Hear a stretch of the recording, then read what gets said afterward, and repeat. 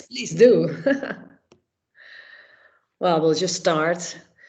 I'm very glad to see you here all this afternoon. And well, I'll inform you that this recording is being started, so you can switch your camera off. Later on, you can switch your camera back on if you want to chat at the end, but at the moment, we'll just leave it like that. Well, my name is Iris from the city of Amsterdam. And from the Datalab of Amsterdam, we're organizing these sessions for quite a long time. It's all about data collecting, data sharing. And this special series with Amsterdam Smart City is about data dilemmas. And today, of course, it's about large data center, the pros and cons, if you have a large data center in your area or in your country, how to deal with that. And the discussion is open. And well, my co-host, of course, is Jeroen Sipman, and he will introduce the speakers, and he will tell you more about the Q&As. So, Jeroen, the floor is yours. Yeah, thank you very much, Iris, and thank you and Datalab for having us, hosting us again. Of course, this is still in a digital form. We did this since last year, since the coronavirus, of course. And since then, we decided to make this an international event, so in English. And it's great to have some speakers with some international views as well. So thank you very much. I will start by telling something about myself, about Amsterdam Smart City, and people can trip in as we get started. So, as you mentioned, Iris, my name is Jeroen. I'm Jeroen Sipman. I'm a policy advisor and I work for Amsterdam Smart City. And together with Datalab Amsterdam, we're organizing this event about data centers and taking the bitter with a sweet, getting a closer look at data centers and how we view them and how we make policies on data centers. We at Amsterdam Smart City are an independent innovation platform, and we facilitate interaction between and cooperation between innovative companies, knowledge institutions, public authorities, and proactive citizens. And with that, we try and make a dent in some of the bigger transitions that are here today. So we have the circular economy, mobility, but today especially the transitions that are on the digital side of life and the energy transition as well. So we're going to focus on that today. And we try to accelerate that via a couple of instruments. We do it by matchmaking. We have living labs. We give workshops, master classes, and have demo days. But today, especially, we're also providing a public dialogue in which we can open up a discussion about a subject, and that's what we're doing today. And we do that on the hand of a couple of values that we find very important. We like to keep the citizen central in the discussions. We need to see public value. We want to learn by doing. And we want to be open and transparent about our learnings and how we do things. So that brings us to today, and this is our agenda. Well, first we're going to start off with this introduction I'm giving, and then we're going to head off to our presentations from our three speakers. At first we will have Thomas Moran from Tech UK, then Wouter Rensink from the province of North Holland, and we'll finish off with Daan Terpstra from the SDI Alliance. They will present first, and we'll have a quick chat after each talk and have just one or two questions. But after all talks, so when Daan has presented his presentation, the floor is open for anyone to ask questions and have a proper discussion. As I must say, I'm not an expert in this field, neither in the field of digitalization or the energy transition.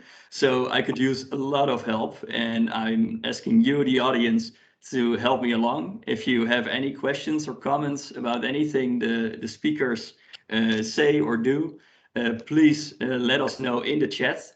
and my colleague Melchior will make sure your question will get answered.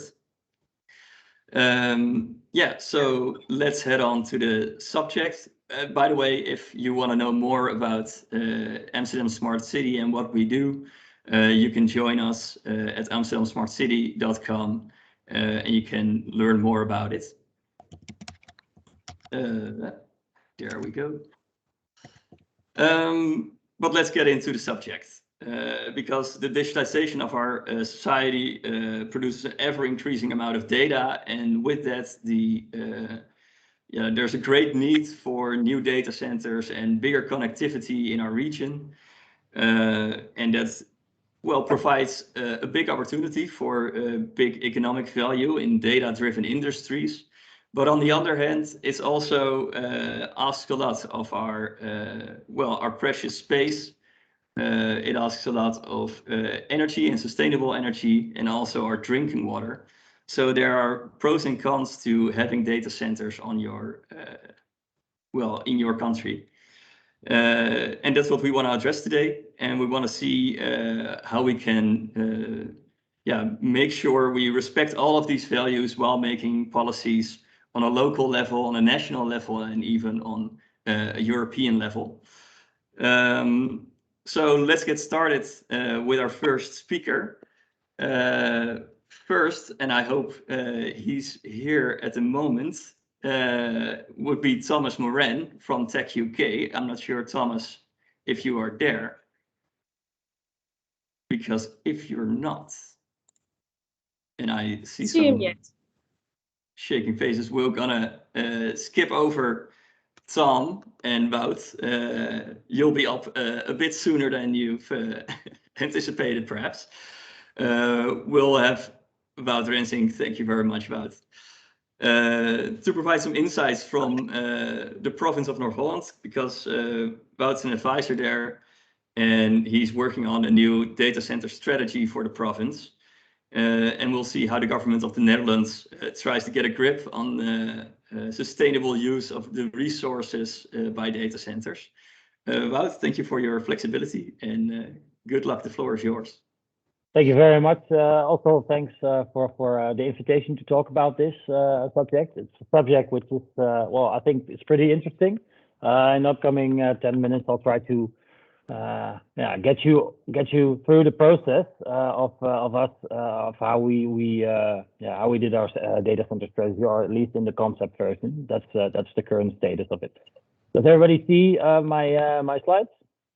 Just to check. Yeah, we do. Thank you, Matt. Okay, perfect.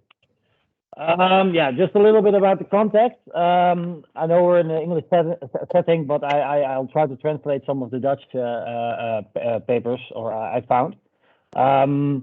This is something we faced in the last years, actually, already. I think a lot of you already are within the sector, so they know a little bit about it.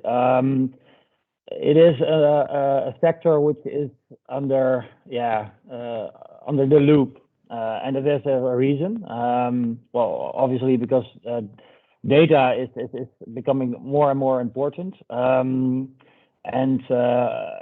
One of the things we face is, and especially when it comes to energy, but it could also be with water, as I'll tell you later, is that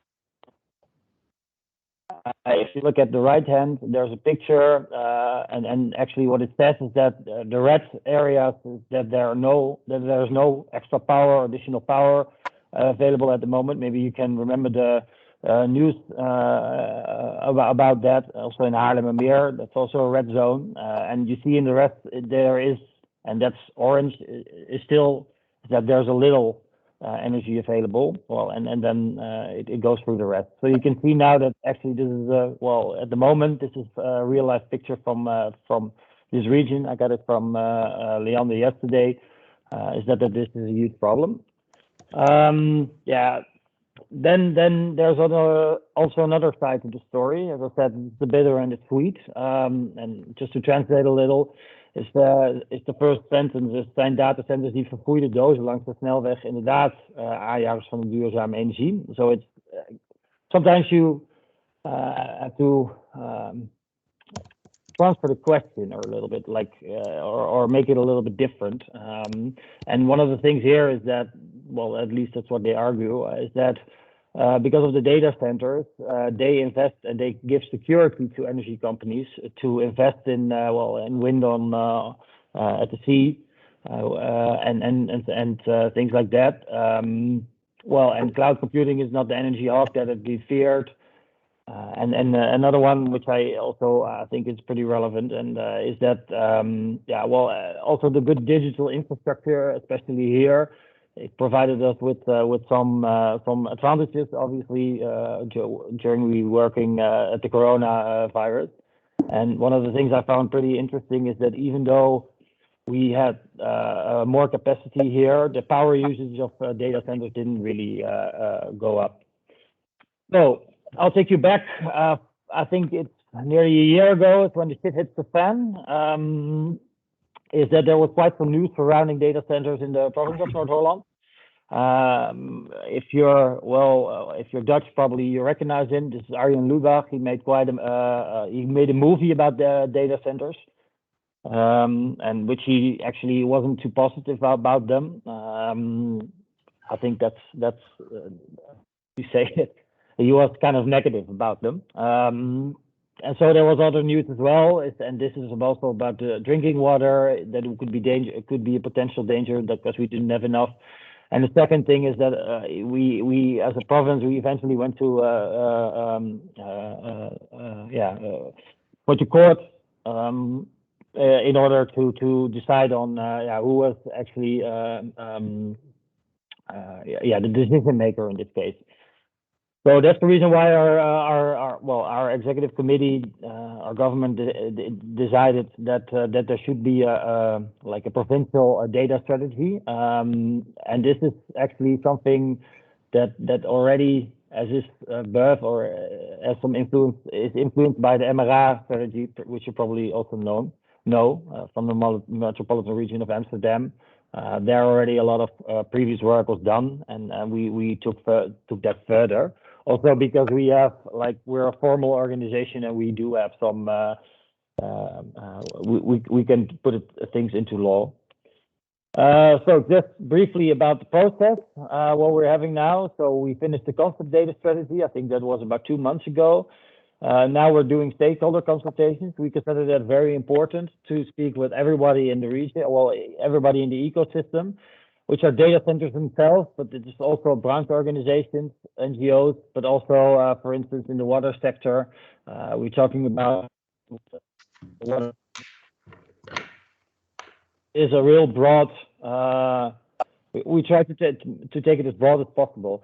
It's the kind of a unique thing, actually, that we have got a policy for such a business thing, because usually we just have business policy and that's it. That is applicable to everyone.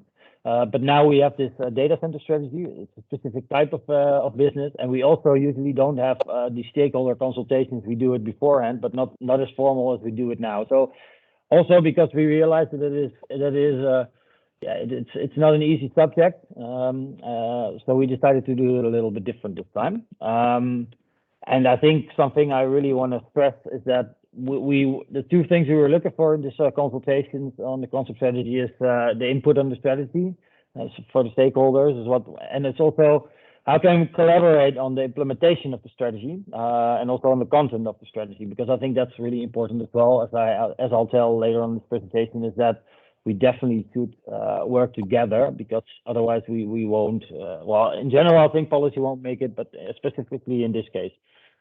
But eventually it will go through to the provincial executive committee, Gedeputeerde Staten, and then the last stop will be the provincial council, and they will decide upon it, and then it becomes into law. So a little bit about the data strategy, or the concept data strategy itself, is that it has the main ambition to make North Holland the most sustainable, innovative data center hub in Europe. While having the consultation, while writing the strategy, we found out that we might already be there. So that is quite interesting. Maybe I'd like to hear your thoughts about that later on. But we are already quite far, because we are already from the beginning we were quite big in that sense. It's the Flap region obviously, but also because there are a lot of initiatives like LEAP. I saw Marjolein already also in the call, so I think we already have quite some initiatives there. But it is strong basis for a growing digital economy, clustered growth with attention for the landscape, leader in sustainability and innovation. So these are the three main topics. And we do this by clustering. So then we actually pinpoint locations where it's still possible for data centers to move there. And those are at the moment, these are 5 locations. Now we're talking, because it's still the concept strategy, that it's even less. And it's not so much, we just wanted to make the possibility, and that's what I'll show you next. It's not so much us that is, we just give the locations, and it's also for the local governments then to decide on what to do and if they actually want to have it. That is something different. Just a management summary from the strategy. As I said, I'm not going to go through it all, but what I think is important is indeed this clustering. This clustering. I think one major point for that is that there are two paths for the province. That first is regulation, and that is actually because we have some formal rights. And these are the things we can actually put into law. So that's mostly on the spatial part aspect of data centers. Then we got stimulation, and that is more on sustainability. So then we can actually stimulate that. But at our level, we don't have formal measures to take into account there. So then a little bit about the spatial regulation. As I said, clustering. Why is clustering important? Well, that has something to do with the energy market, because the energy market is kind of they really need to know where they need to invest in, and they want to have security. So if you have a couple of clusters which are logical, then it's easier for them to actually invest in that. So that's for one thing, and it obviously needs to be close to Amsterdam because of the hyperconnectivity. It has to be close to business parks, and it has to be comply with provincial policy. So this is something like the landscape and the cultural history guideline. I think this is pretty important as well. Otherwise, you see like the traditional view is like you see these boxes somewhere in around, and which are not really nice. So that's in short. And then we got sustainability. Establishment for conditions concerning energy and water that you do with the municipalities, and this is something we're a constant process of speaking with these, and also try to find common ground with them, and also to find common ground also with the data centers or the potential data centers. And I think one of the major, for me, one of the major things there is research and pilots. It's just to learn by doing in that sense.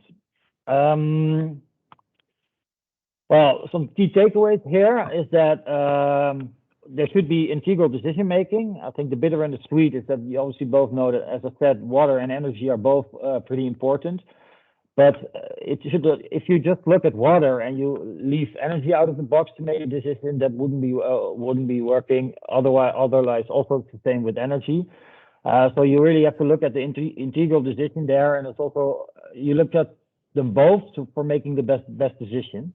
Policymaking should be a combined effort between government bodies. As I said, we have some formal rights. Local, there are some formal rights. Also, on a national and international level, everybody has their own position there. But one of the things which is most important is that you harmonize these positions, and it's also not only for the data center sector itself, but also for the people you work for, everybody who's living over here. Things should be clear, and on all levels, it should be harmonized with each other. Then listen to the sentiment, but also try to make fact-based policy. I think that is important here, because there are a lot of rumors around, there are a lot of stories around, which are not always based on facts. But it is difficult once there is a sentiment to change this sentiment based on these facts. Well, paradigmatism, that's mostly what I already said. Is sometimes you really have to go look through a different lens to the same problem. There I hear something. And that is something, and the last point is make policy clear yet adaptive. As I said, a lot of companies, data centers, but also energy companies, they want to know for sure for the couple of years where they can invest in, and because that's the thing they demand for. And but then again, it's also difficult because if you pinpoint now locations for the upcoming, I don't know, 10 years or whatsoever, then it's also difficult because things can change. The energy situation can change, the water situation can change. There are a lot of other things that can change as well. So then again, there is a discussion between being adaptive and also giving them the clearness or the brightness that well they're looking for, the sector is looking for, and also the inhabitants are looking for. And we try to do that by clustering. All right, then a little bit about the policy making and the combined effort. That's what I said. I think you see the different flags. It's Europe, the Netherlands. Then I didn't even recognize the flag, but it's North Holland and Flevoland, and then Amsterdam and Holland. I just briefly mentioned and some of the things which could be decided on. And I think what is important here, I already mentioned it 3 times, that there's a higher harmonization between these the different levels. Yeah, and that is important, and there are sometimes they're difficult decisions to make, and then I think especially when it comes to the zoning departments, they actually they have to look after if policy is well not only well implemented, but also give a formal yes to how do you call that? They give the formal yes to a data center that they can build over there. But then it should be all clear for all participants in the region. And I think also because otherwise you can get some sort of waterbed effect if you look at the other provinces, and also with then,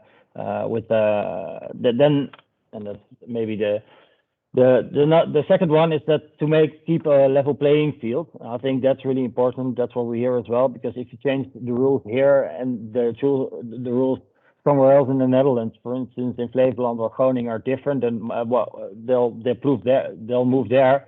But then the problem is just moving, and that's not really what we want. And then it should be to mitigate the risk and seize the opportunities, definitely to have a strong counter first, because that's also the case. I think the data center sector is well organized. Also, the organizations surrounding the data centers, sponsor organizations, NCOs, these all have clear sites.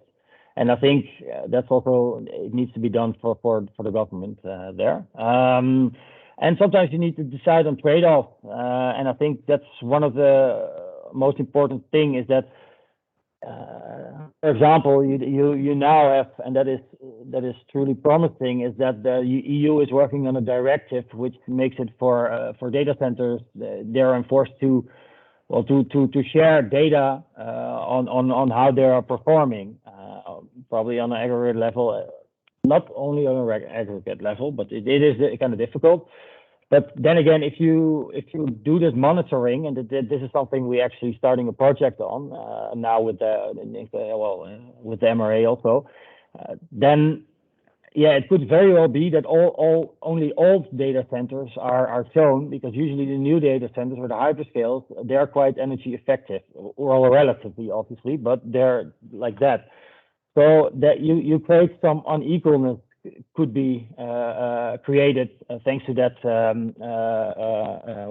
that directive, especially when it comes to all data centers, which are maybe they're in poorer countries, but also because they're in hospitals or whatsoever. So that is the trade-off sometimes, that you want to move forward, but then again you also create some inequality by that in sustainability. So these are things you really need. It should be a combination of policies which are effective then.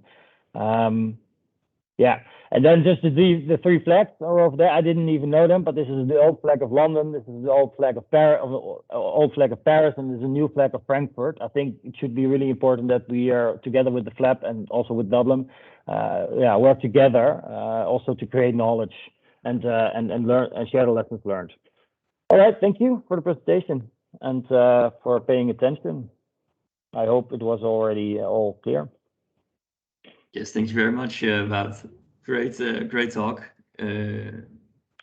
I really interested about one of the last things you said, mainly because you showed how there's collaboration between the national level, the regional or the province level, and municipalities. And you ended with the, well, almost the question to collaborate more with other countries, and especially, well, the cities in the FLAP region. How do you see that collaboration come to, and what are the most interesting subjects or the most interesting parts to discuss and maybe form a front in or work together on?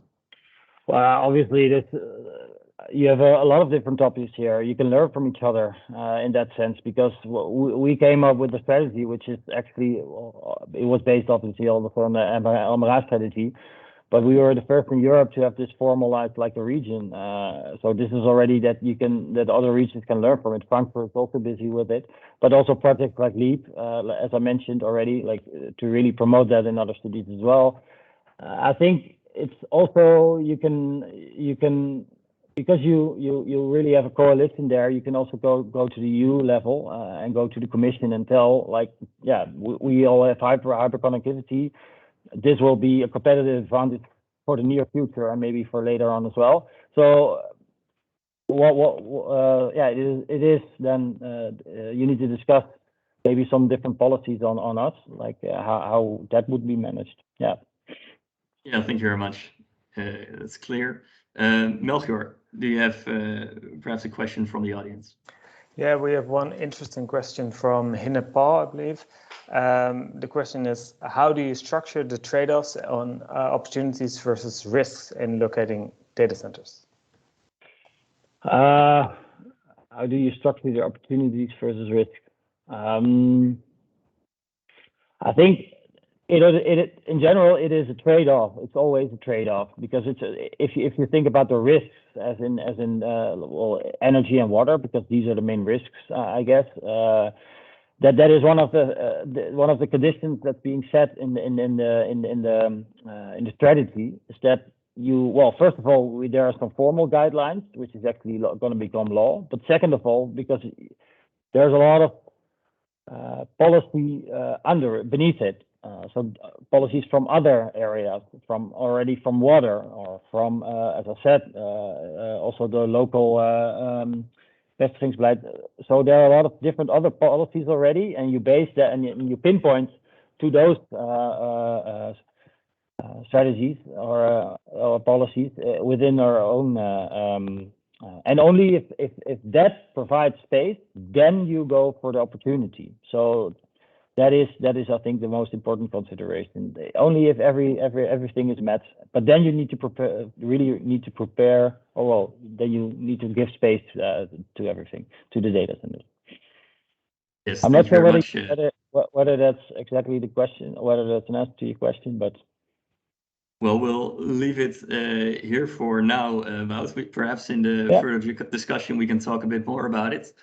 But for now, I would like to transfer over to Thomas. So, Wout, thank you very much, and Thomas, welcome. Glad you could make it. Tom, you're the senior lead technology strategist for Lumen, but you're also the vice chair in the Climate Strategy and Resilience Council for Tech UK. And in this position, you try and advise the UK government on several technological teams, actually, but this includes data center policies as well. Glad you could make it, and the floor is yours. Go ahead. Yeah, sorry to make you a little nervous about whether or not I was going to make it, but I got here in the end, right? So this is great. Thank you. Yeah, and apologies, I'm sort of going to the end of my presentation first, but as you mentioned, for those of you who have never heard the name Lumen, it's a company that was recently rebranded. Was previously called CenturyLink. It's a US-based global telecommunications provider, and I guess the significance of that here is that we're the world's largest IP network. So we carry or touch about 65% of all the traffic that traverses the public internet at any given point, and we have about 2,200 what we call points of presence on that network that we own and operate, which are loosely classed as data centers, but some of them could literally be, you know, a closet down the street from your house that is an interchange point for telecommunications infrastructure, and other ones could be, you know, massive sort of hyperscale data center facilities. And I think I provide that really as context for what I think of as a data center is not necessarily maybe what you think of if you're, you know, driving or riding by and seeing one of these giant facilities with, you know, no branding and security cameras on the outside of the walls. If you know anything, you know you're looking at a data center, right? So I guess from my standpoint, in trying to understand what some of the goals and objectives of kind of the city and the municipality and the other stakeholders are, I think it's also important to consider that data centers are part of a larger ecosystem. And when you start to think about things like their electricity draw or their carbon footprint, it's important to recognize that they are only about 1/3 of the infrastructure challenge, right? That the end user devices and the electricity that they consume and the embodied carbon in the manufacture and distribution of them, as well as the underlying networks like what we operate and what the KPNs and other companies of the world will operate, consume the other 2/3. So that is effectively the majority of the electricity consumption for what we broadly think of as kind of ICT infrastructure, meaning everything from, you know, streaming Netflix to messaging on your phone to really anything that has a digital interaction component to it. And I think that's important because any strategy really needs to recognize that there should be an overall view of the ecosystem. And if you can drive changes in end user demand or behavior, for example, that will impact the data center consumption. It will impact the network consumption versus just focusing on the data centers and trying to get them to become more efficient or located in different places or whatever doesn't necessarily provide enough leverage to solve all the problems you might want to try to solve. And I guess the other thing to think about here from a network standpoint is that the network infrastructure that we're talking about is kind of an essential legacy technology that also is powering a lot of things that sit outside the what we think of as the data realm, right? So all of the infrastructure that exists that powers the traditional phone lines, although people don't use them much anymore, but the connectivity that underpins a lot of the other infrastructure that exists at kind of that civil engineering level is dependent upon a legacy technology infrastructure platform that is also now part of the data platform. And the two are sort of merged. So traditional telco, copper in the ground, became fiber in the ground and became IP networks. But there's a component of that that is not IP or internet traffic, right? That is traditional kind of copper wire type traffic. So telephony, and people still use fax machines, funny enough. So the other thing I think is important to understand is that data centers are not just hyperscale facilities. Again, all of the individual components that make up the infrastructure in a city like Amsterdam or a region are a key. There's a lot of compute resource sitting in those facilities, and increasingly more and more. As we look at, for example, the rollout of 5G, one of the things that enables is placing compute resources at or near the edge of the network in order to support things like autonomous vehicle navigation or other very low latency type applications. And that will be an increasing portion of the IT infrastructure that exists all around us going forward. So although data centers are a big part of it, we need to recognize that a lot of the compute, storage, processing infrastructure that will exist and be deployed in the future is not going to go into these big giant facilities that can be regulated and managed, you know, in the way that we would hope. And I guess that, you know, that sort of ties into how other parts of the world are looking at this. Oops, let me see if I can navigate my slide here. So as it relates to maybe the earlier question around some of the opportunities and the risks and how you trade those off, you know, are you guys seeing that weird little animation on my screen in the upper right hand corner? No, we do not. It's fine. I didn't catch that. Could you try again? Hang on. Hello? How do you make Siri go away? There we go. So and I hope you can still hear me because I can't see you anymore. Yeah, we can. Yeah, we can. Okay, good. So when I think of what those opportunities look like, I think broadly speaking, there's any number of opportunities that a region or an economy might want to look at as being dependent, at least partially, if not entirely, on having a significant amount of IT infrastructure in place. And things like the mobile connected devices, things like smart grids for energy, are entirely dependent upon having the other infrastructure that goes alongside the energy delivery mechanism that enables you to manage it effectively. And increasingly, the energy grid is not going to be a producer consumer type of infrastructure. It's going to be a multi-point exchange system where you'll have generation capacity in the form of solar or wind or other things that might exist on a very small scale, sort of microgrids or even community energy generation going forward. And then you're going to have some of the larger scale facilities, and then you're going to have the ability to try to manage the consumption in a much more intelligent way by leveraging energy storage as well as kind of moving workloads around. In other words, conducting business at different time frames, those types of things. And all of that is very much dependent upon not just having data center infrastructure, but having low latency connectivity to data center infrastructure.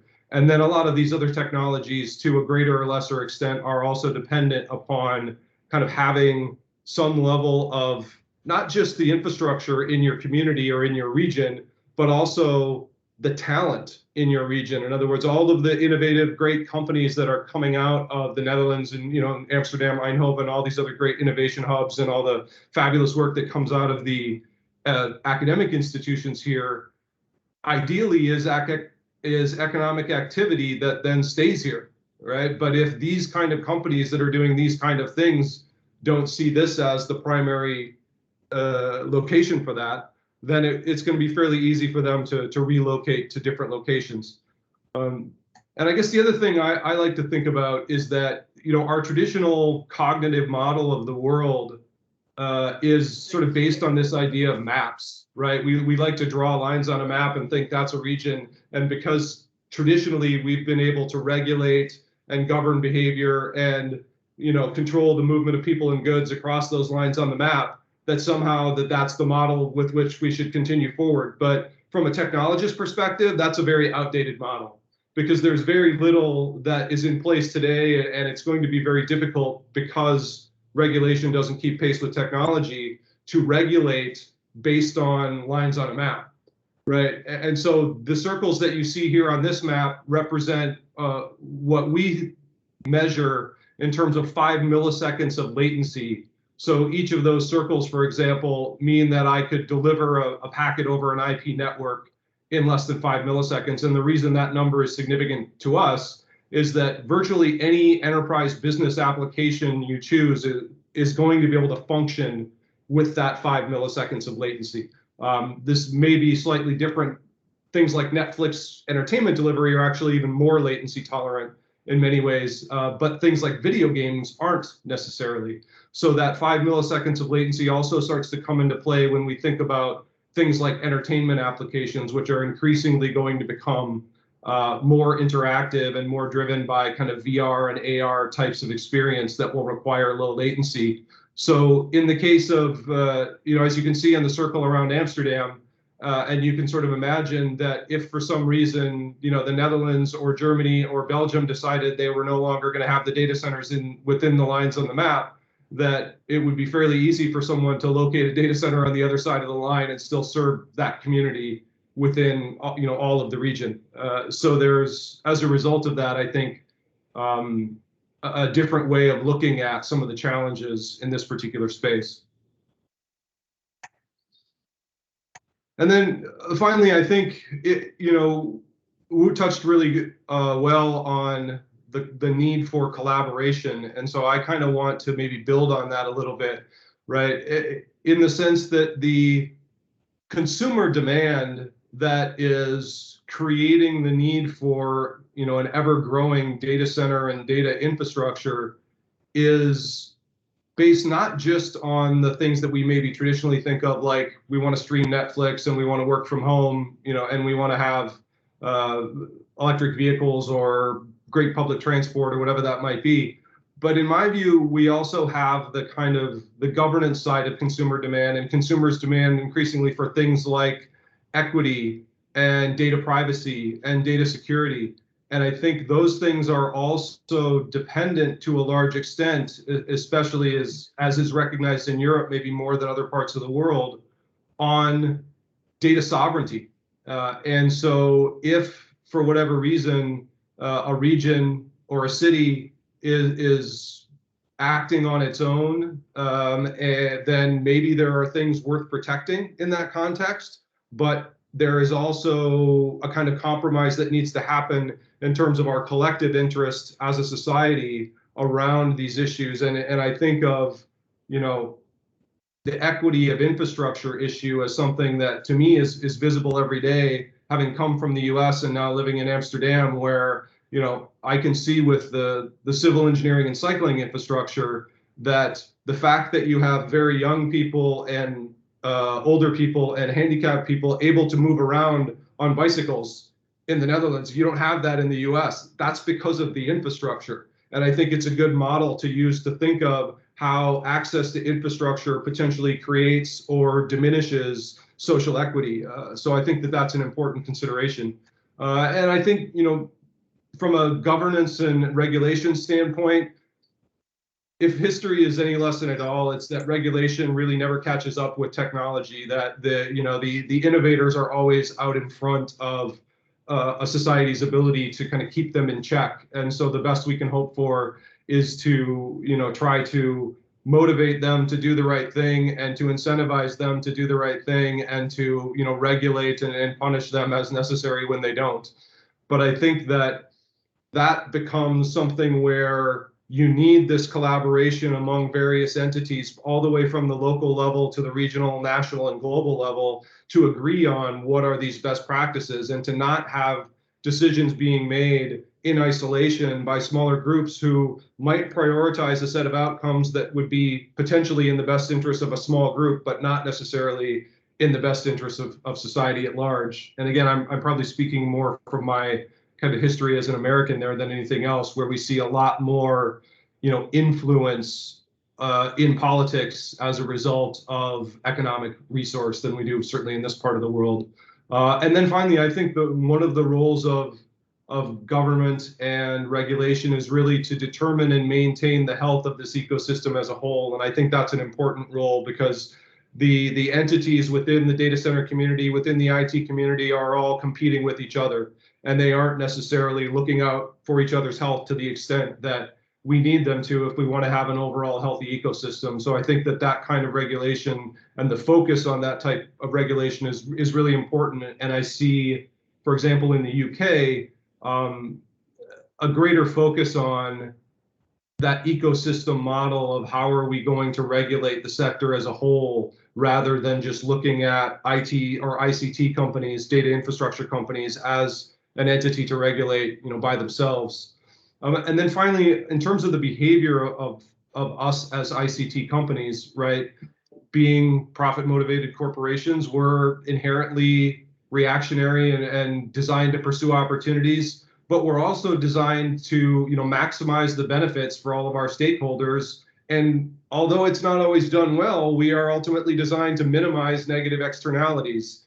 And increasingly, that is becoming the mantra within organizations like mine as we talk about our sustainability strategy, is really understanding in a more granular way what are those negative externalities that maybe we didn't have enough consideration for previously. And I think that's an area where collaborating with government, with civil society, with academia, NGOs, is going to become really, really important in driving that operational efficiency that is a core part of our motivation as corporate entities. And so that's kind of where I see the value and the role of ICT companies and how we work together with other stakeholders within this kind of ecosystem to try to drive value for everyone. Yeah, great. Thank you very much. And, I can hear myself talking a bit. Ah, no, I'm gone already. That's great. Thank you very much for your talk. It's a great thing to hear that the big tech companies and the data centers are also taking a bit of a lead in well, maximizing those benefits, but also minimizing the negative externalities, as you said. But I wanted to ask because, of course, the public in the Netherlands, as Wout mentioned, well, we're kind of put off by the idea of the use of this much space and electricity. Do you feel like a similar thing happened in London or the UK, or is the public there much more at ease with the amount of data centers and the use of resources?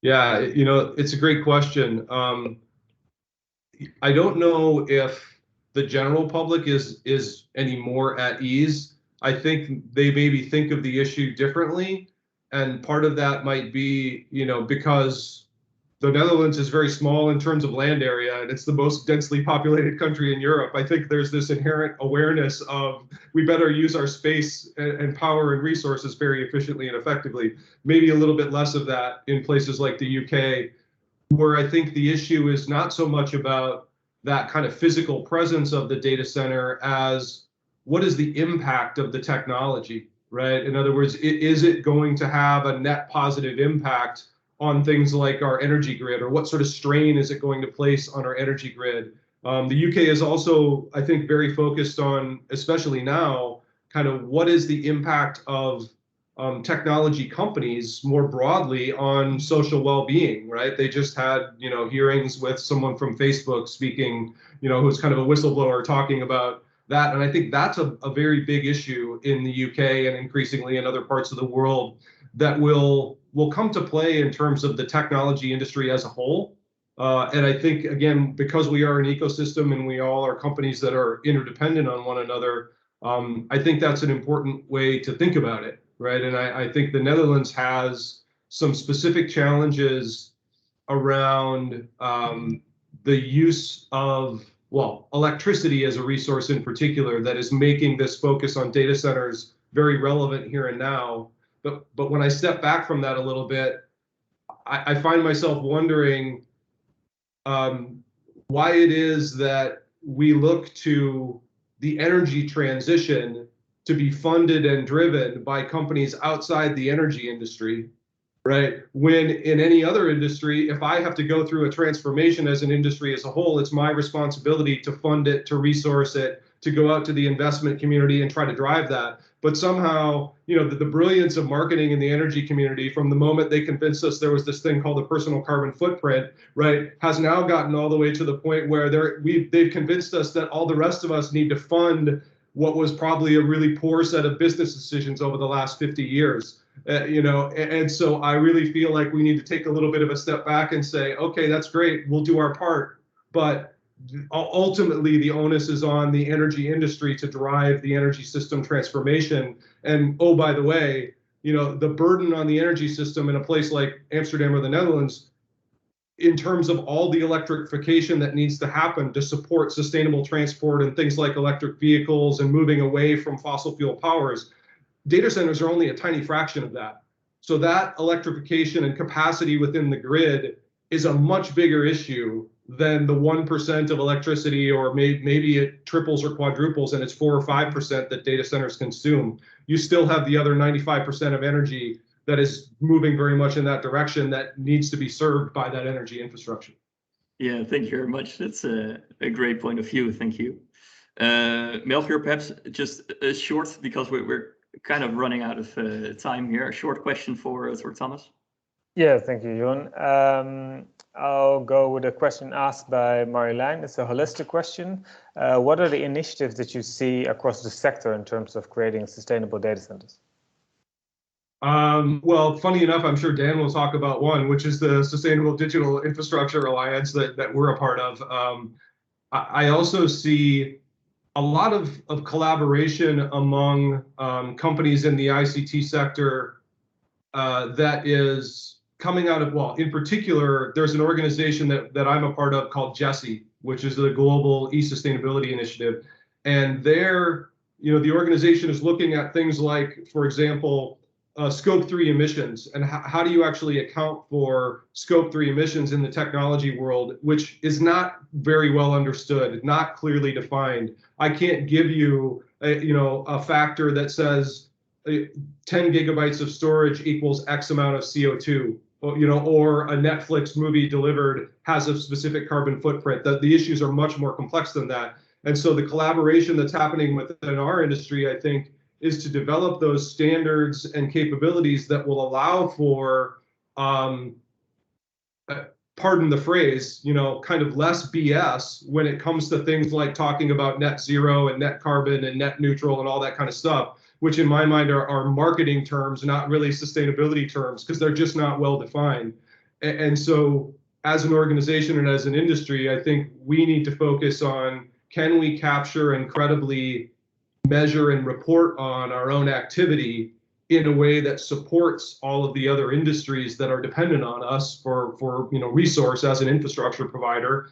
And just alone by doing that and achieving that at a kind of meaningful way, I think we will have achieved a real milestone in terms of the enablement of all these other industries, because all of those other industries that are out there are also very much dependent on understanding scope 3 emissions, right? For most companies, most of their emissions and most of their consumption is in their supply chain. It's outside the four walls of the business, but it's the hardest thing to get your arms around.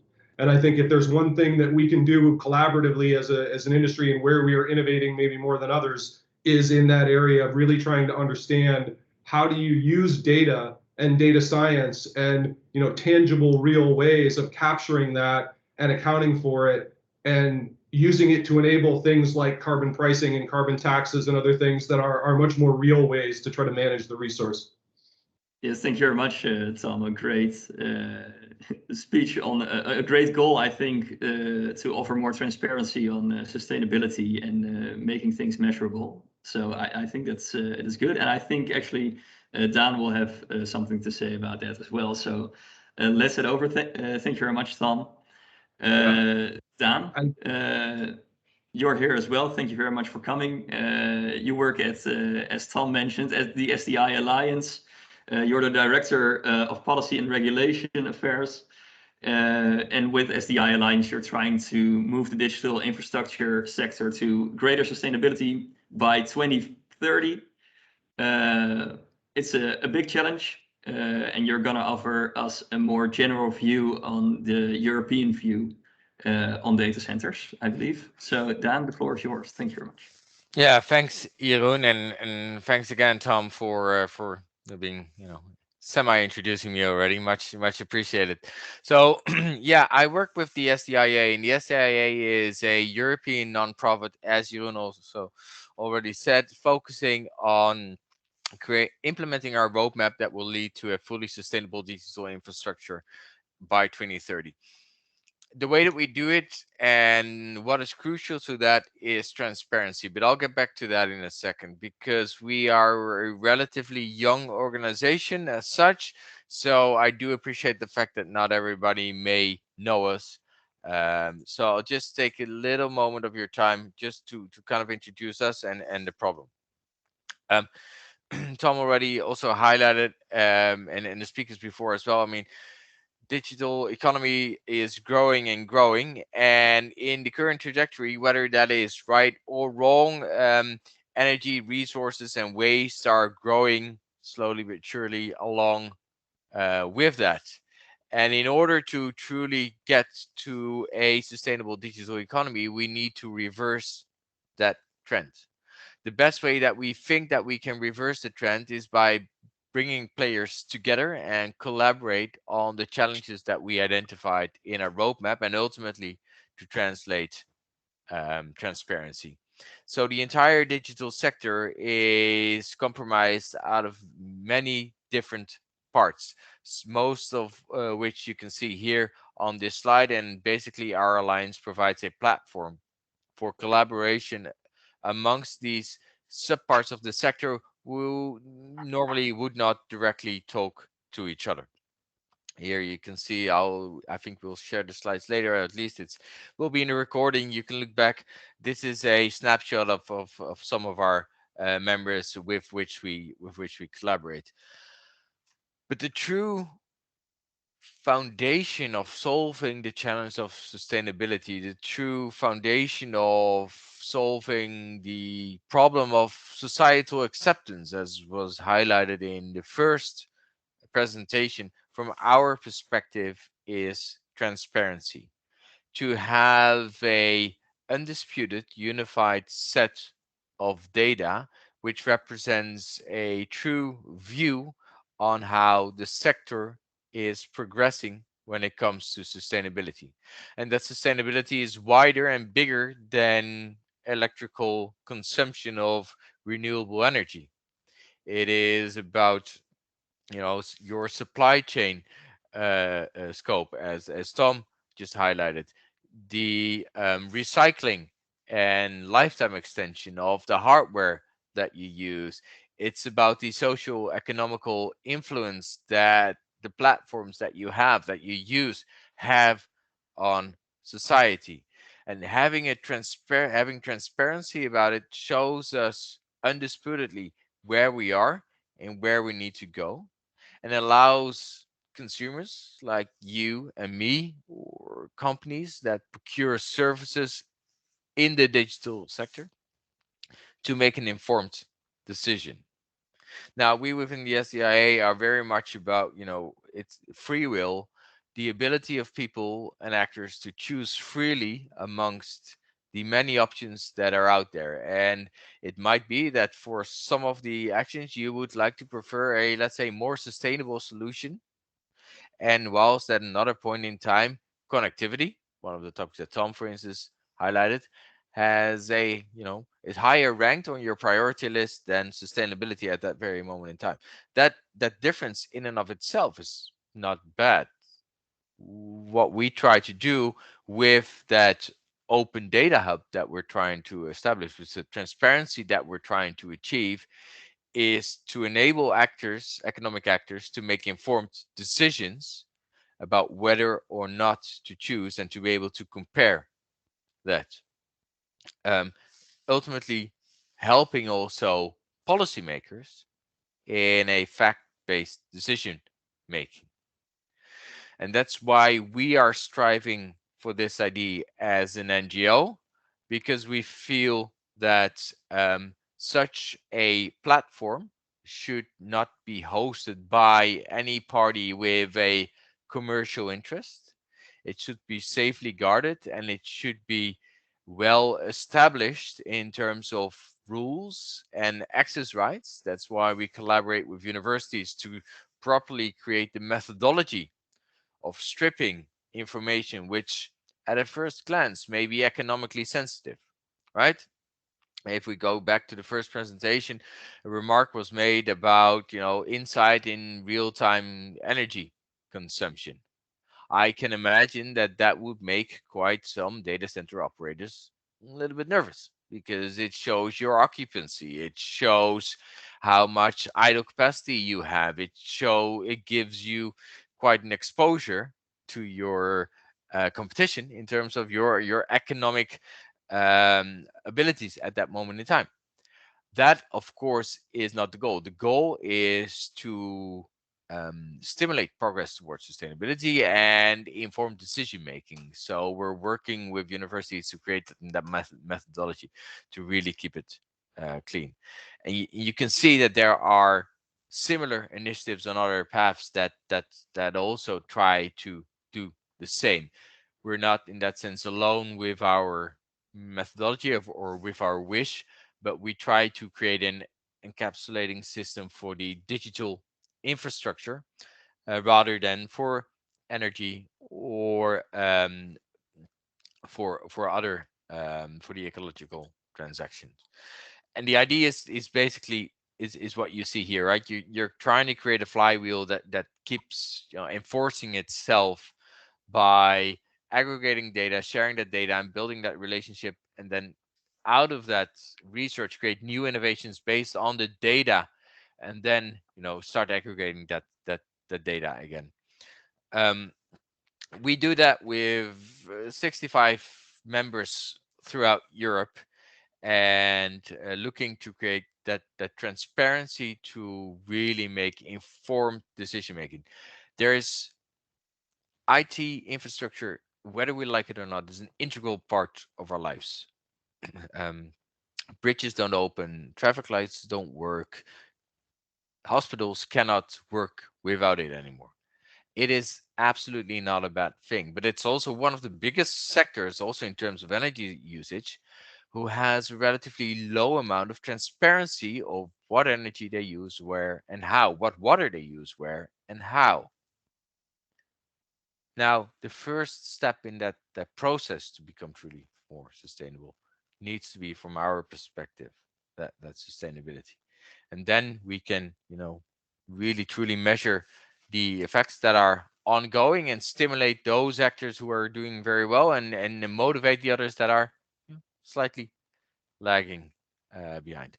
And that is, just as a last point, I know we're running out of time, but it is not to say that there are not fantastic things already happening in the sector, right? The reuse of heat that is generated in the data centers is increasingly growing. We've seen this in the metropolitan region Amsterdam, slightly south of it, whereby a data center is heating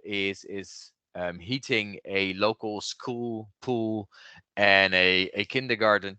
And in Rotterdam, the recent news was that a data center is heating a turn of the century building. Absolutely great initiatives. It shows that we're on the right way. But to speed that progress up, we need to start, being more transparent, and that's basically what we're all about. Great, thank you very much, Dan. Clear talk from you, and I invite you to put on or activate your camera as well, so we can see you and have a discussion with the panelists. By sharing, it was automatically turned off. My apologies. That was the case. Never mind. But thank you for your talk, and I think it's a great plea to transparency. Also, the last remark of Tom, of course. And I'm very interested in creating those open data hubs.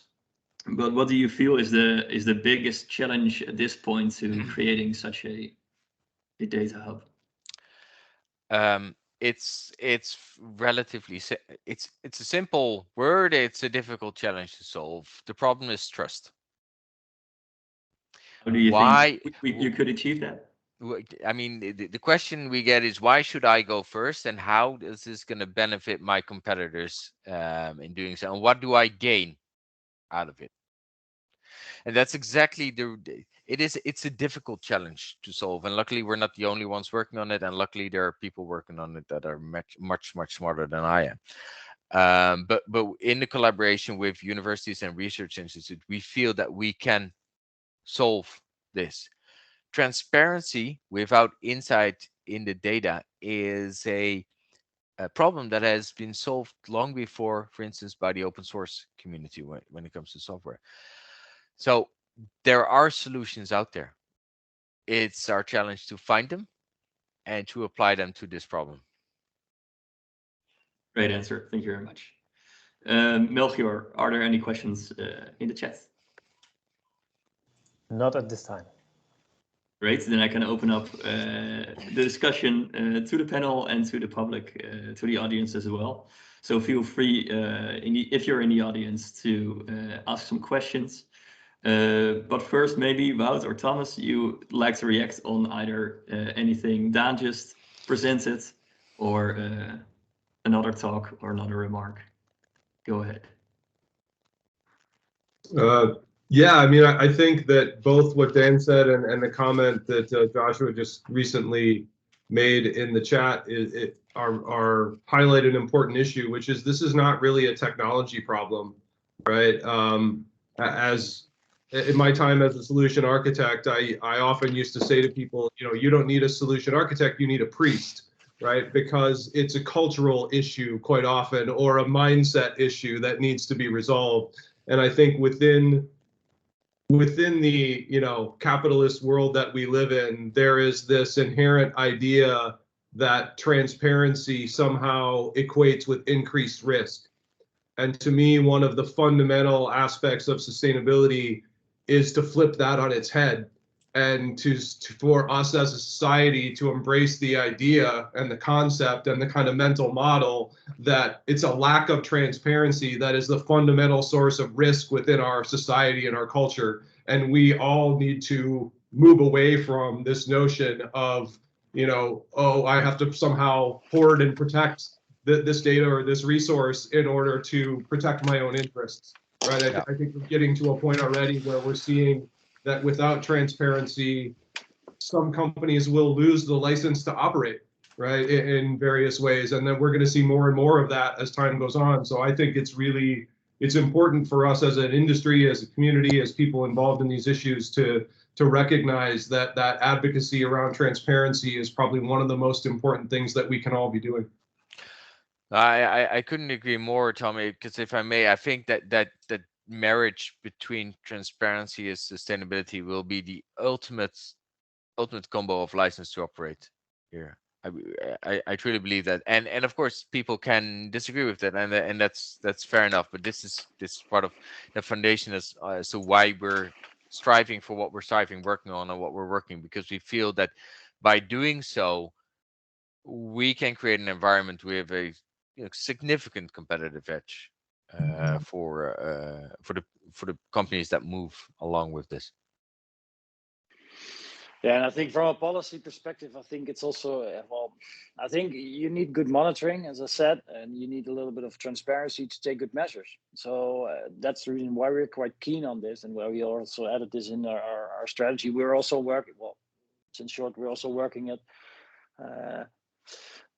together with other partners to try to create this transparency. Well, we're helped by the fact that one of the major companies, they also want to provide a little bit more transparency, partly because of European regulation, which is new, but also because they feel a moral obligation, not so much moral, but maybe an economic obligation, because they want to put this data center somewhere around the corner. So, and they need the public for that, and the public needs some transparency to make their judgments. So I think this is really something that, from a policy perspective, I find it quite interesting, is that there is a lot of pressure, and yeah, I'm quite curious to look for methods like that to provide this transparency, but also because transparency sometimes can give you really nice numbers, and not so much, but also like looking at the water. Their data centers are far more efficient now than they were a couple of years ago,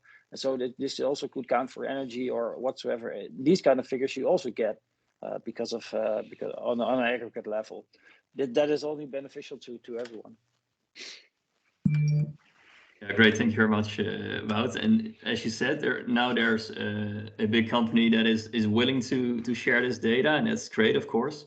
Do you feel like it will get to a point where it's just mandatory, and I guess government will really need data centers to share this information? Or do you feel like it has to come from within, and the trust will have to be there, as Dan said? I think it must be both, actually. So you need the carrot and the stick. And I think in this sense, the carrot is, or the stick is somewhere in Brussels, because at that level, you need to make this legislation. So that's kind of hard for us, but that's one of the lobbies we have. And we as a region, as we said, we're quite far already in our advancements, would like to be some sort of pilot region for these kind of projects. This is something we're looking for. So that is also the contact we have with Brussels now to look for these kind of things, because I think that eventually helps you further. But they're definitely, and that's the reason why I already mentioned it should be so important that there's a combination between policy levels. Is that it also in Brussels they need to feel the urge to change it, and not only in data centers but in energy regulation in general. Yeah. I think, if I can add a comment there too, I think even if you could regulate it, even if you have the perfect laws, the enforcement of it would be almost impossible. In the same way, the same challenge we see with GDPR, right? Where the structure of the law is, you know, recognized globally as being really, really a well done piece of governance and legislation. But if you look at some of the principles that it tries to put in place, things like privacy by design, that's something that's almost impossible to enforce, right? So you have a real challenge in the sense that regulation and governance needs to be a collaborative effort, so that you have the buy-in of the people who are being regulated, right? So that they have an understanding and a natural incentive to participate in that process. And I think that, again, GDPR to me is sort of the kind of the precursor to what's going to happen with sustainability legislation coming out of the EU, and it's how it will have a outsized impact in other parts of the world. And I'm very hopeful that these types of initiatives that are coming out of Brussels and other places in Europe will really have a profound impact on the industry as a whole. Jeroen, with the danger of taking over slightly, but I saw in the corner of my eyes a very interesting question coming in from Marjolein Bot. Go ahead, Dan. And I just wanted to pick up on that because I think that she's touching upon something which is very significant to the sector and to the industry, and that there is we can talk long and short about it. I mean, the topic of this session that we're in is the title was taking the bitter with the sweet, right? And that really highlights what Marjolein is saying there, that there is quite a negative sentiment. And for me, the first step in that would be to separate fact from fiction. Wout, you mentioned it also in your presentation, right? There are, there's data, there's alternative facts, let's call them, going around about, what the industry does, what the impact is, and that is dictating the dialogue and is ultimately resulting in a suboptimal policy. So that's one. And the second thing is that I sometimes have the feeling that we are relatively deep into this subject. Well, perhaps apart from you, Jeroen, as you said in the intro, but fair enough.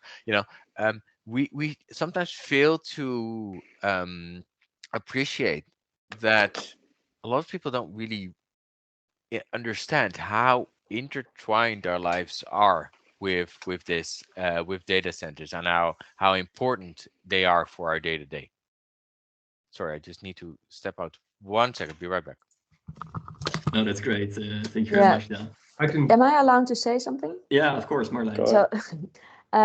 So, no, I agree. I mean, it needs to be fact-based, but the fact is that it's very hard to make it fact-based. So the discussions that we have specifically with national government is, okay, you guys that are in the metropolitan region of Amsterdam, you just do your thing, and it's very hard to create or to turn around the negative sentiment around what's the value of our digital infrastructure, what's the value of the innovations that it actually brings to our region and to the Netherlands, right? So the collaboration and we're trying to do that with the initiatives that we're supporting and that we're leading, but that fact-based, it's very hard. I find it very hard because there's I mean, what's the value of a 0 and a 1?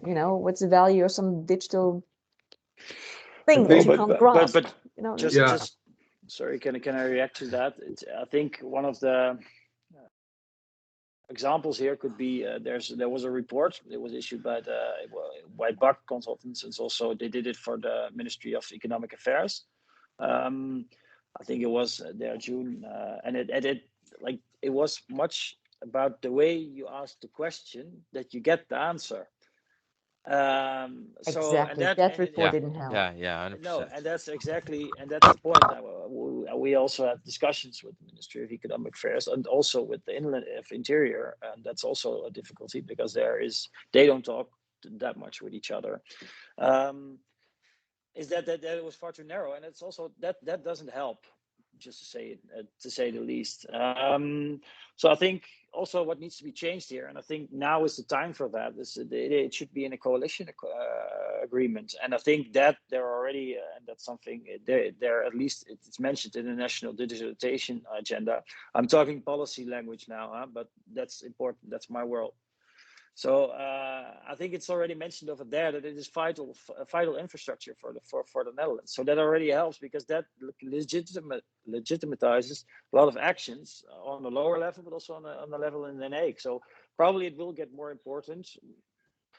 They're discussing things now somewhere around Utrecht. Maybe they should also take this subject into account. But I think that is definitely true. And for the rest, I also saw somebody said, like, the data center energy really needs to show their best. So that's the second thing. They really, well, I was at a congress I think 2 weeks ago, and then one of the presenters told that you need to pay you need to pay a lot more money, even more than you do now, to this organization, and then just do a lot more advertisements about all the good things you're doing. And then that was also, well, it's just a stupid thing, but it's a combination of these kind of efforts, I guess.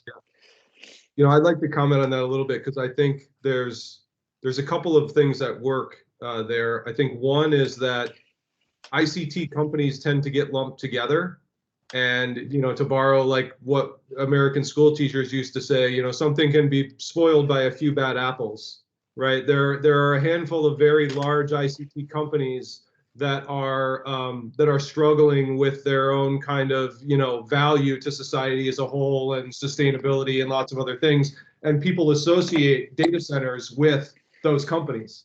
Right. But in reality, the data center industry is very, very different. Most of those companies are not primarily or even solely infrastructure companies. They're companies whose business is data for economic value, which is different than providing the infrastructure.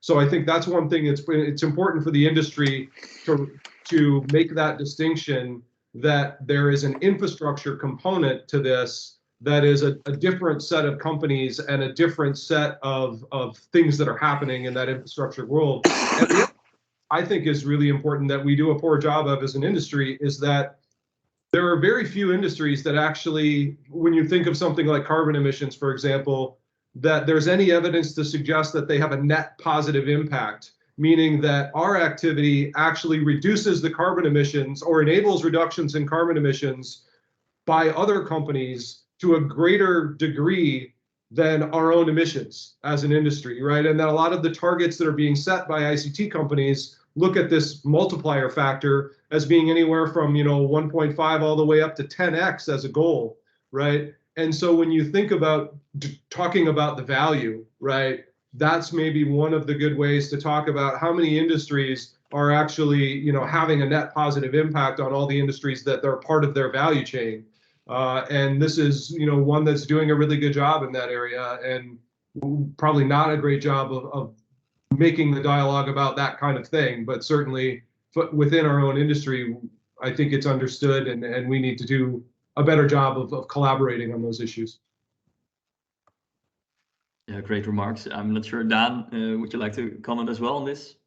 No, I think a lot has already been said. The challenge with a couple of the remarks, the difficulty with a couple of those remarks is that it's no, let me put it differently. When I hear sentences as we need to educate the general public, I think, boy, that is going to be a challenge, right? And that is a task bigger than all of us in this room. And I'm not shying away from the challenge, but I'm just I'm really thinking, okay, how can we make this simpler?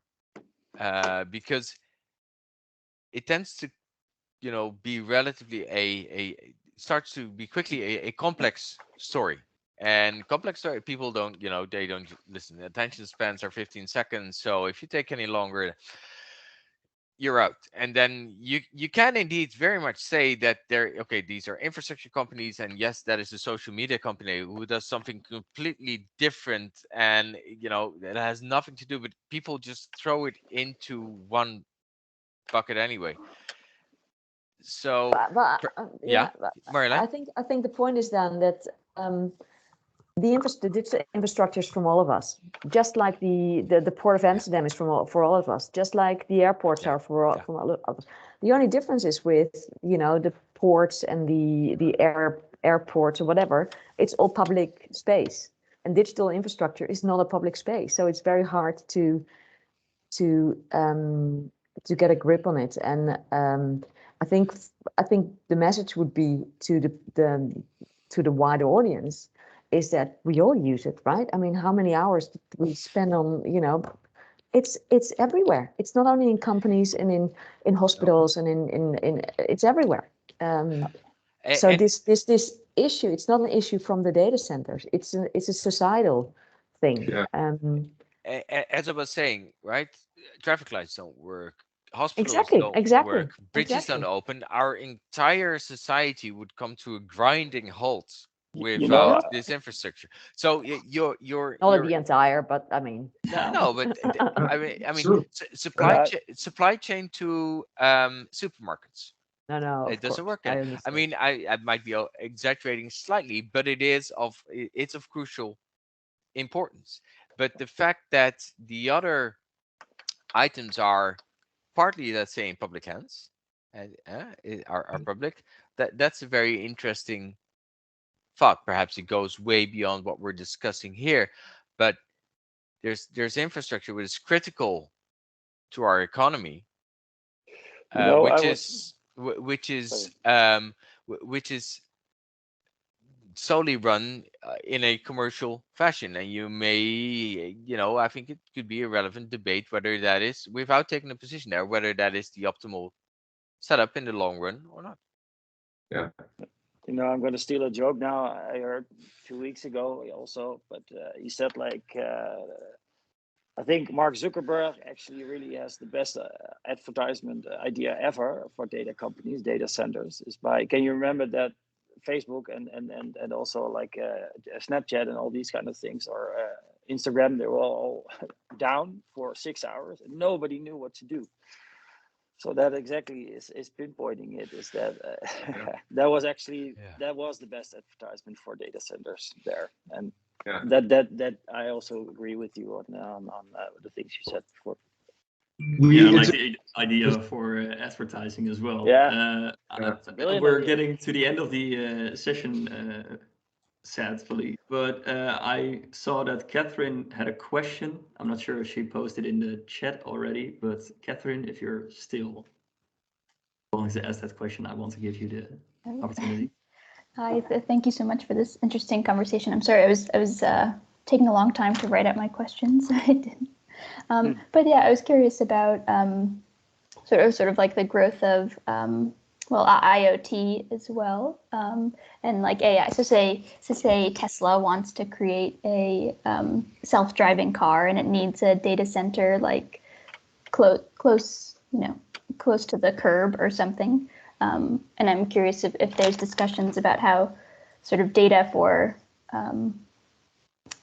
if there has been discussion about where how data for companies will be located, or if that's still I think it's a fair question, right? Because right now it's a great question. You know, right now all of the infrastructure that supports things like traffic is public infrastructure, and this sort of speaks, Marianne, to your point of the idea that, you know, we have most of the infrastructures for the three primary utilities are at least partially, if not totally, owned in the public sector, right? The internet is the only mission critical infrastructure globally that exists entirely within the private sector, and so it is a coalition of companies that allow all of this stuff to happen, and their collaboration and the standards that were put in place. And if a Tesla or somebody else wants to deploy an infrastructure that enables autonomous vehicles to navigate through our cities,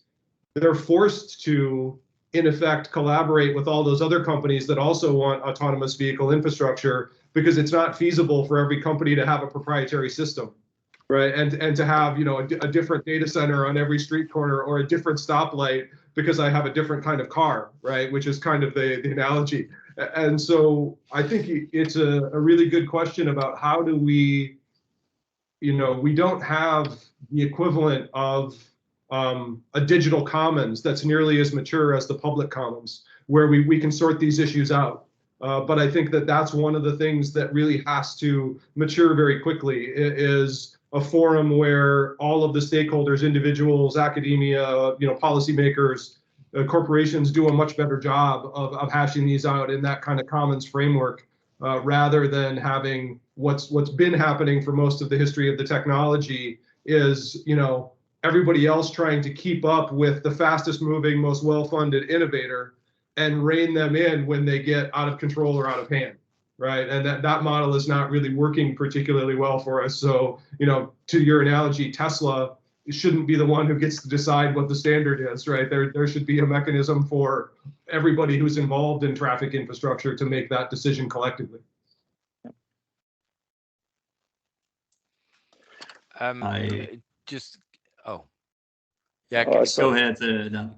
Catherine, just to on the second point that you mentioned on sort of data location and placement, I'm not sure whether you are aware, but there's at least interesting legislation coming out of Sweden, for instance, whereby all data related to any of the national companies, national governments, or any of the bodies related to that must be physically stored within the Swedish borders.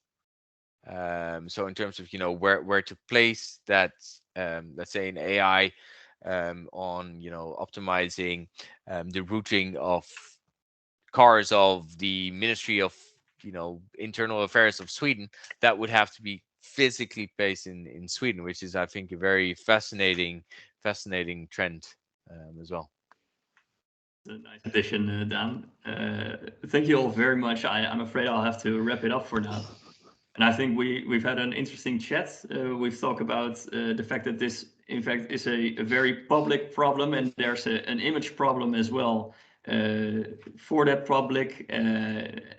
Some advertisement strategies are developed here, so that's great.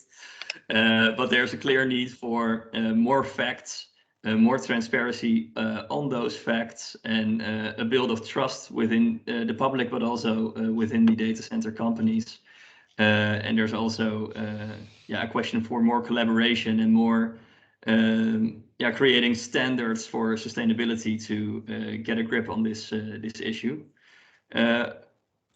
Everyone, especially the speakers, of course, thank you very much for joining us. Iris as well for Datalab. Melchior for helping us with the Q&A. Feel free to hang around a bit. I want to formally close this session, but feel free to chat a bit, perhaps answer another question. I saw Joshua, I believe, had another question, and well, have fun, hang around a bit. But thank you very much. Thank you very much, Jeroen, and of course Wout and Tom and Dan and Melchior. And I just want to say, beside the main topic, I'm always very glad with all the side information that gets to us. There's a lot I learn every time. Thank you very much. The recording will be available in the end of the chat somewhere after the meeting, and also on the website of Amsterdam Smart City.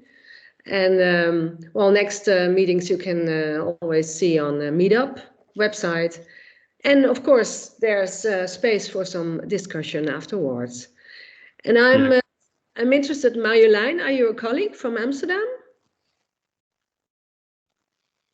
No, sorry. I'm working for the Amsterdam Economic Board. Oh, so okay. I work very closely with the municipality of Amsterdam, but I'm not from. I'm actually working with in the same organization as Jeroen and Melchior do. Okay, thanks. You have very good questions. Great. All right. Well, maybe we could address the question from Joshua indeed. Well, I mean, if I may, and then I'll take the liberty to step out as well. I mean, the short question is, I hope not, Joshua, because I don't think that ultimately a mortuarium of any kind is the solution.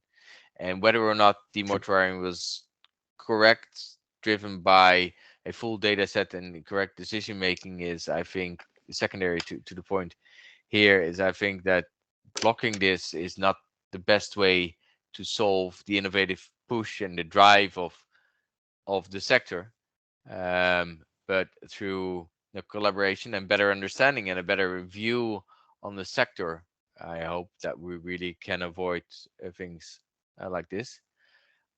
Yeah, that's my 2 cents on that, Joshua. Thanks. Just for me, just to maybe really react on that. I think it's a temporary solution for a permanent problem, because eventually you have to find other ways because this doesn't help either. I think it was a decision which is based from, well, at least for the coming years, but eventually you hope to find other solutions in order to address the problem. And I think that is actually done right now with the clustering, at least what we're doing from the province. And it's also, if you invest now in energy installations, probably the problem will be different 5 years from now. But it's a long time. It feels like a long time, but it's short time in history, I think. So that might be my question. But I think on the short term, you'll probably see that there is a moratorium. You will still have that. Okay, guys, I'm also leaving. Yes, thank you very much, Wout. Bye-bye. Thanks, Wout. Yeah. I guess I'll comment since the others did on the moratorium issue. I mean, obviously, I have an interest in there not being one, right? Given that that's how I make my living. But I think maybe more importantly is kind of, and Marjorie touched on this really well, is as a part of an industry that is obviously struggling with some, perception and public relations issues. I think the onus, I see it as an area of responsibility for people within the industry to engage in these kind of dialogues and any other dialogues to ensure that things like that don't continue to happen, right? That a well-informed decision would not really lead to a moratorium. It might lead to much more thoughtful planning and structuring in a way that makes sure that the energy grid isn't going to suffer, that other priorities of the municipality and the city are not going to be compromised as a result of the commercial interests of companies who want to sell data services, because none of us want that to happen. But that to me is something that needs to happen in a much more nuanced way than kind of just slamming on the brakes and then stomping on the accelerator and then slamming on the brakes again. There's probably a better way to do that. So yeah, great, thank you very much, Tom. And as people are leaving, I would say just let's end the session here. Again, Thomas, thank you for staying till the end. Iris, Melchior, everyone, thank you very much for being here, and perhaps see you at the next Data Dilemmas. Good afternoon. Thank you very much. Have a lovely evening. Bye. Thanks, everyone. Bye. Bye-bye.